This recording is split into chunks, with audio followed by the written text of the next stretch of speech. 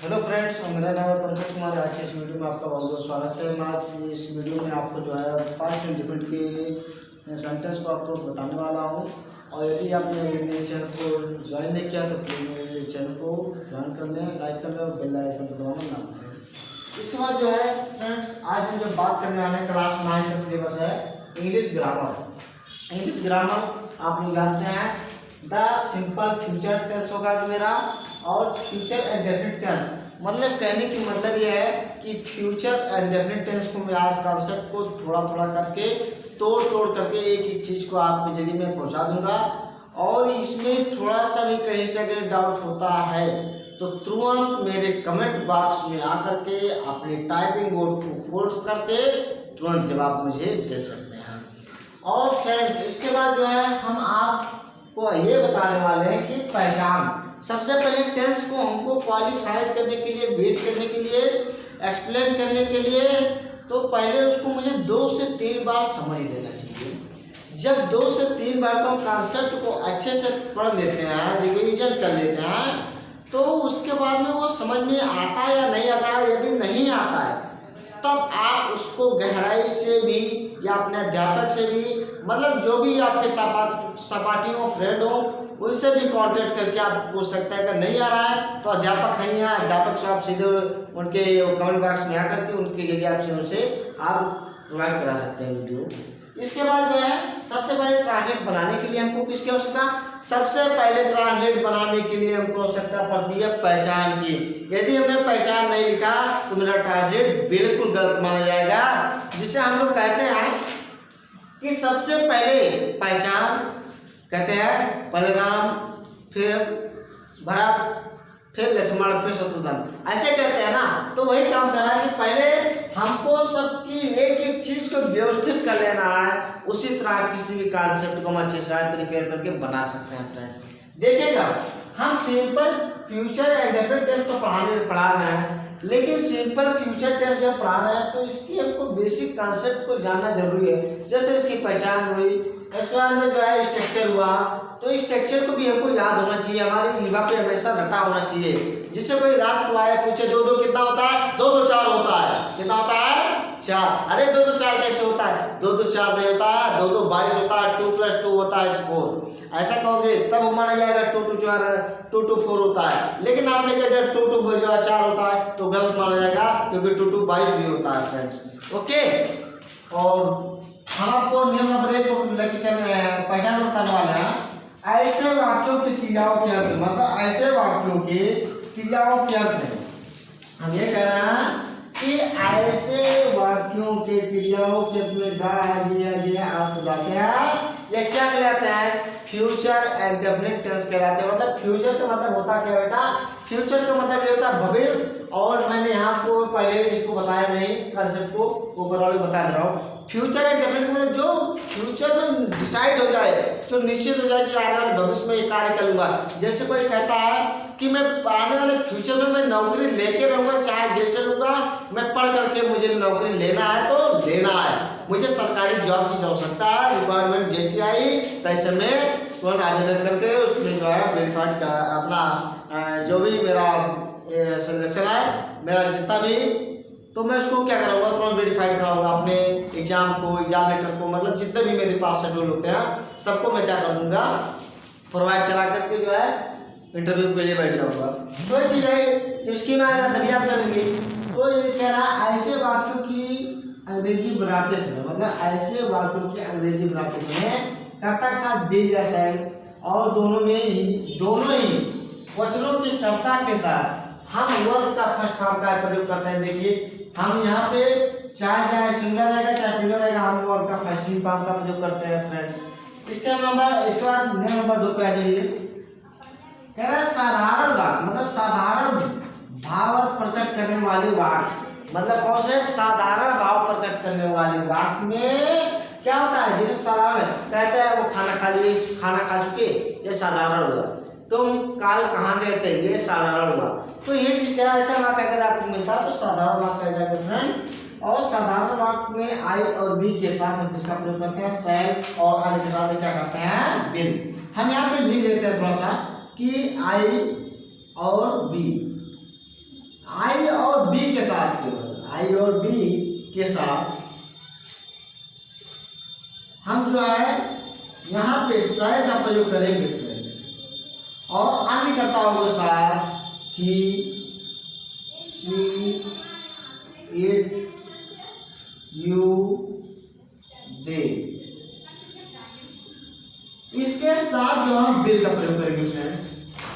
इसके साथ इसका प्रयोग करेंगे। अगर आपको फ्यूचर टेंस है तो आई और बी के साथ हमेशा जो चारों पार्ट फ्यूचर इंडेफिनिट में, फ्यूचर कंटीन्यूअस में, फ्यूचर परफेक्ट में, फ्यूचर परफेक्ट कंटीन्यूअस में, ये चारों जो है ये इंक्लूड सब में लगेगा। ये मेरा कंसेप्ट है, ये मुझे सब में लगाना पड़ेगा। आई और बी मिलेगा तो शायद का प्रयोग करेंगे और अन्य घटाओं के साथ में बिल का प्रयोग करेंगे फ्रेंड्स। ये आपको अच्छे से आया होगा।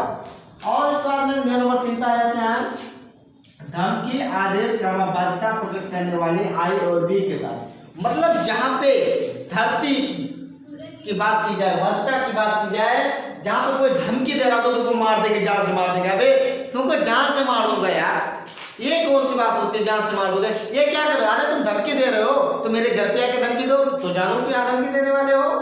तो ये धमकी दे रहा है, तो धमकी देने के लिए हमको उसके चेतावनी को क्या करना, एक्सेप्ट करना है। अब उससे क्या करना पड़ेगा, उससे हमको अपनी जान को बचा करके चलना पड़ेगा। अब जान को बचा करके चलने के लिए क्या करना पड़ेगा, उससे अलर्ट हो जाना है। उससे अलर्ट होके अगर वो बाइक से चल रहा है तो मैं चरपहिया से चलूँ ताकि मैं जल्दी घर पहुंच जाऊँ। अगर वो स्कॉर्पियो चल रहा है तो मैं एरोप्लेन से चलूँ कि मैं उससे जल्दी घर पहुंच जाऊँ। इस तरीके से आप व्यवस्था करके वहां तक पहुंचने के जरिए आप लोग पहुंचिए, अपने घर पहुंचिए फ्रेंड। तो मैंने आपको बता दिया। इसका हम देखते हैं स्ट्रक्चर। तो सब्जेक्ट प्लस बी जैसा प्लस वर्ब का प्रश्न प्लस सब्जेक्ट यहाँ पर क्या हुआ, स्ट्रक्चर हुआ। अब हम एग्जाम्पल बताने वाले हैं, एक एक चीजों का एग्जाम्पल बता देंगे जिससे आपका सेंटेंस क्लियर हो गया फ्रेंड्स। क्योंकि ज़्यादा बात करेंगे तो वीडियो मेरा लंबा हो जाता है। और ज़्यादा मुझसे अगर बातचीत करना हो और डिस्कस करना हो तो मेरे कमेंट बॉक्स में आ करके मुझसे आप लाइव क्लास आ करके, लाइव क्लास में आता हूँ रात को 9 बजे, और उसमें मुझसे बात कर सकते हैं मेरे। इसको जो फ्रेंड्स हम यहाँ पे बताने वाले एग्जाम्पल देखिए आज। एग्जाम्पल में जो है पहला सेंटेंस क्या है, हम ताज देखने आगरा जाएंगे। मतलब क्या कर रहा है कि हम ताज देखने कहाँ जाएंगे, आगरा जाएंगे। तो पहले क्या लिखेंगे, मैंने कहा था आई और बी के साथ, मतलब आई और बी के साथ किसका प्रयोग, शायद का।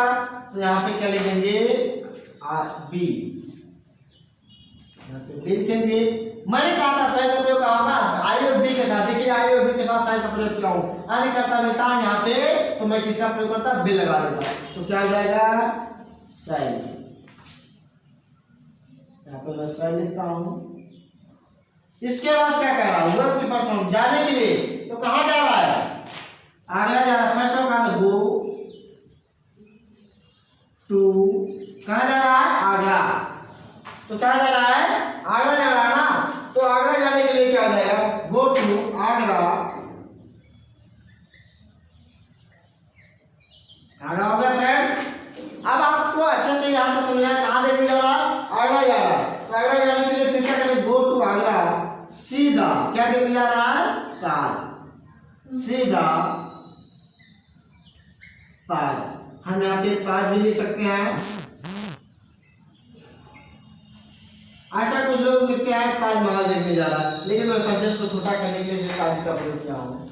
इसका क्या, मैं तुम्हारे साथ दिल्ली जाऊंगा, मैं तुम्हारे साथ दिल्ली जाऊंगा। दूसरा बात कह रहा है, अरे यार चलो भाई ना मेरे साथ दिल्ली, मेरे साथ जाओगे ना, चलो मैं चलूंगा तो चलना। जब पढ़ा रहा हूँ तो तुम आके पढ़ाओ ना, क्या दिक्कत है, आ जाओ मैदान जंग में, आ जाओ पढ़ाओ। मैं तुम्हारे साथ दिल्ली जाऊंगा। तो आई के साथ किसका प्रयोग, आई के साथ शायद। तो फिर क्या लगाएंगे, शायद। इसके बाद किसका प्रयोग, जाऊंगा, आई शायद। और उसके बाद में किसका माने जाना होता है, गो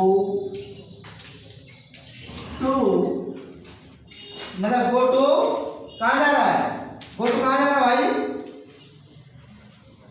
गो टू दिल्ली, दिल्ली। कब जा रहा है, मतलब कब जा रहा है, किसके साथ जा रहा है, हमारे साथ। तो विद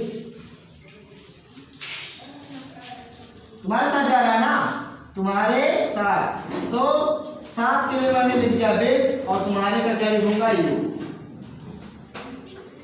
ये आपका सेंटेंस क्लियर हो गया। अब मान के चलिए तीसरा सेंटेंस में आते हैं, वह कल स्कूल जाएगा। वह कल स्कूल जाएगा तो किसका मानवा होता है, ही मानवा होता है, तो यहाँ पे ये लिखेंगे। मैंने कहा था एक सी इसके साथ किसका प्रयोग, बिल का प्रयोग। मैंने कहा ये अगर करता कहीं आपको मिलता है, इतना कहीं मिलता है तो मैं बिल का प्रयोग करूंगा, और आई भी का मिलता है तो किसका प्रयोग करूंगा, शहर का प्रयोग करूंगा फ्रेंड। तो आपको इतना समझ में आया होगा। तो यहाँ पे मैं किसका प्रयोग करूंगा, बिल, बिल हो जाएगा। अब इसके बाद जो है कह रहा है कि कल स्कूल जाएंगे, किसका मान जाना, गो मान जाना होता है, गो टू स्कूल। अब देखिए कल आ गया, क्या आ गया, कल। तो कल आने के लिए हम क्या करेंगे, यहाँ पे फ्यूचर में दिया है, एक तो एस्टरडे माने कल होता है, और एक टुमारो माने होता है, टीओ, टुमारो। टुमारो मतलब क्या होता है, कल। तो टुमारो माने भी कल होता है और एस्टरडे माने कल होता है, लेकिन हम कहाँ पे जो है एस्टरडे लगाएंगे और कहाँ पे टुमारो लगाएंगे फ्रेंड। तो टुमारो का प्रयोग जो है हम उस जगह करते हैं जहाँ फ्यूचर की बात आए, वहाँ पे हम टुमारो की बात करते हैं, वहाँ पे टुमारो लगाते हैं। तो यहाँ पे क्या करना है, स्कूल क्या जाने के लिए ना, तो स्कूल जाने के लिए क्या करना है, टुमारो, TORRO, टुमारो। मतलब कब, जब फ्यूचर का सेंटेंस होगा, जब फ्यूचर मतलब फ्यूचर टेंस में होगा, तो यहाँ पे मैं किसका प्रयोग करूंगा, हमेशा टुमारो का। और यदि पास्ट टेंस का होगा तो किसका प्रयोग करूंगा, एस्टरडे का प्रयोग। तो यहाँ पे क्या है, टुमारो, ये सेंटेंस आपका यहाँ पे कंप्लीट हो गया।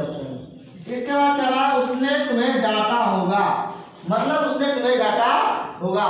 तो लड़का है कि लड़की है, पहले नंबर ये देखेंगे, लड़का होगा तो लिख लेंगे यहाँ पे ही।